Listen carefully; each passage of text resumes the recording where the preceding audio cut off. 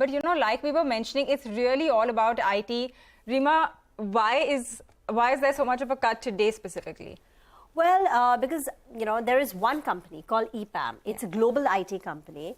It has revenues of about $4.5 billion approximately, and they have lowered their guidance. So now just to run you through some of the key takeaways, the company had reported numbers only on 5th of May. On 5th of May, the company reported their Q1 CY23 numbers. That's for the Jan to March period, calendar year, first quarter. And at that time, the company had lowered the guidance. Again, citing the same headwinds, companies are taking slow to make decisions. Some of the deals in the pipeline are not getting converted into actual orders. So therefore, they cut their guidance. Now, yesterday, exactly 1 month after that May numbers, in a mid-quarter update, the company has further lowered its guidance, and the cut in the guidance is very stark. At the midpoint, we're looking at a 5% decline in their revenue guidance in a span of about 1 month, exactly 1 month. Now, EPAM was a company which was growing very fast. To put some numbers, calendar year 2022, the company saw a 32% growth, aided by acquisitions, but still, in calendar year 2021, the revenue growth was close to about 40%. And now this company is guiding for a revenue decline in calendar year 2023. They're saying revenues will either be minus 0.5%, but it could go up to even minus 3.5%. Right? So we're looking at the midpoint, we are looking at a decline. Their best case is revenues will fall 0.5%. So a company which is growing 30-40% is now suddenly saying that we're going to come and degrow in calendar year 2023. Some more numbers will come up for you on your screen. That how in a span of just a few months, the company has been bringing down its guidance. In Feb, they said this year we'll see a 9% plus kind of growth.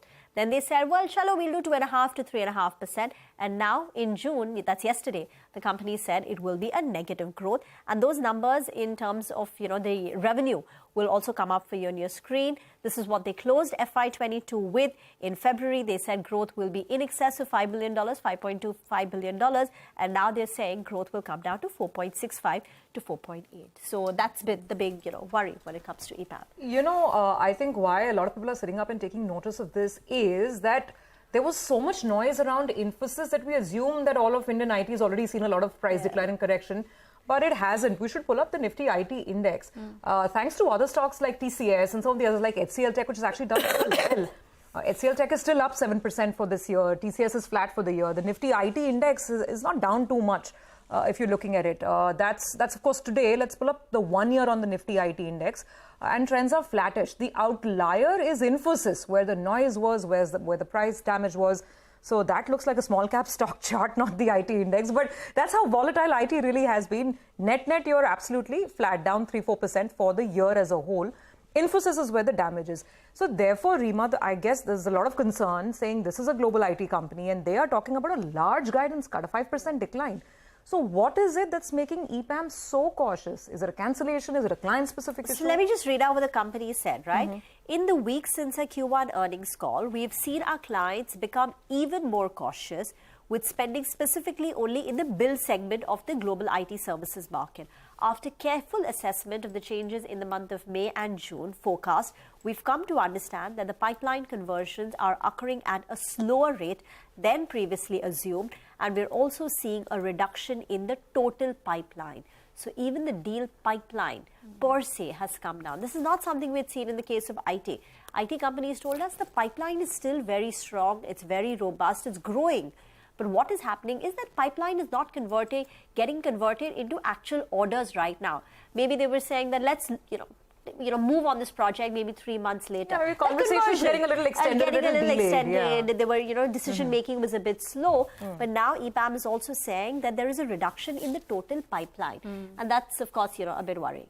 That is a bit worrying. You've also been speaking to some analysts and take us through what they're reading this. I think there's also a note from Kotak on what the impact could be. Also the correlation, Rima. I mean, EPAM is a global IT company and IT companies can be very different. So should we really be that concerned here in India? So, EPAM is a company which gets a very large percentage of its revenues from discretionary projects.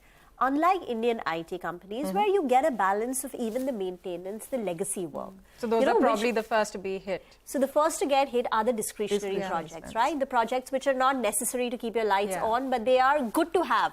But maybe you can have them 6 months, down the line. So, the bane for the Indian IT companies used to be, well, these guys are doing too much legacy work, right? But now in times like this, it's turning out to be a bit of a, not legacy work, but in terms of the lights on, the basic operations, maintenance kind of work.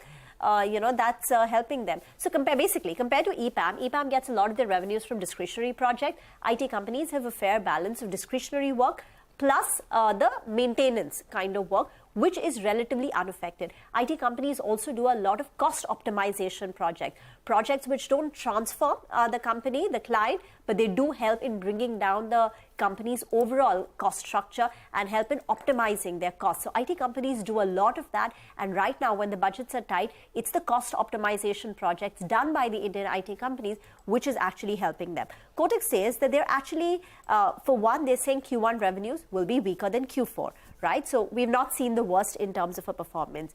They're saying the demand environment is particularly weak in financial services and technology. By technology, you typically mean companies like, say, an Apple, which face supply chain. I'm not talking, technology as an Apple is, under pressure, but I meant it's, those kind of technology companies.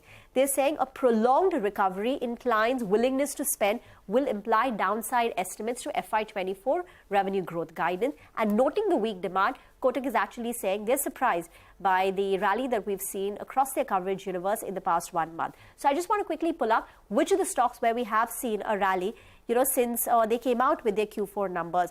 Well, one of them is, say, something like an HCL Tech. That's up close to about 2.5% since it came out with its Q4 numbers.